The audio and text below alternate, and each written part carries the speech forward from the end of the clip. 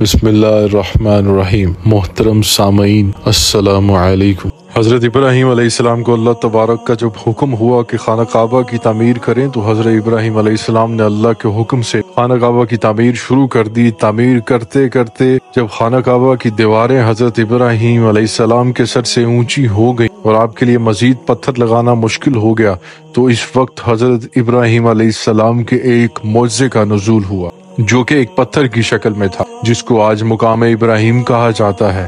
ایک مقدس پتھر ہے جو کعبہ شریف سے چند گز کی دوری پر رکھا ہوا ہے۔ یہ وہی پتھر ہے جب حضرت ابراہیم علیہ السلام کعبہ کی تعمیر فرما رہے تھے اور جب دیواریں سر سے اونچی ہو گئی تو اس پتھر پر کھڑے ہو کر آپ علیہ السلام نے کعبہ شریف کی دیواروں کی تعمیر کو مکمل کیا۔ آپ علیہ السلام کا ایک معجزہ تھا کہ یہ پتھر موم کی طرح نرم ہو گیا اور آپ علیہ السلام کے دونوں مقدس قدموں کا اس پتھر پر گہرا نشان پڑا۔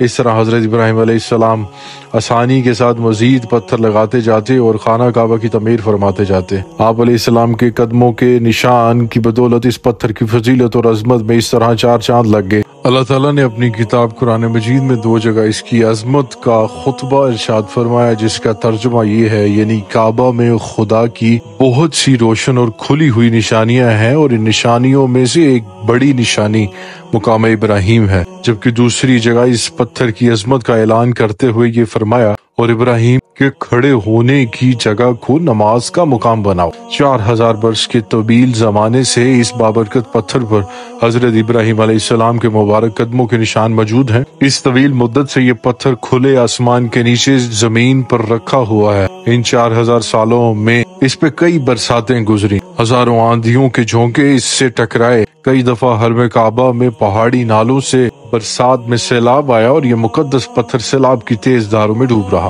اس کے باوجود آج تک حضرت ابراہیم علیہ السلام کے قدم مبارک کے نشان اس پتھر پر موجود ہیں، جو بلا شبہ حضرت ابراہیم علیہ السلام کا ایک بہت ہی بڑا اور نہایت ہی عظیم معجزہ ہے، اور یقیناً یہ پتھر اللہ کی آیات اور کھلی ہوئی نشانیوں میں سے ایک بہت بڑی نشانی ہے۔ اس کی شان کا یہ عظیم الشان نشان ہر مسلمان کے لیے بہت بڑی عبرت کا سامان ہے۔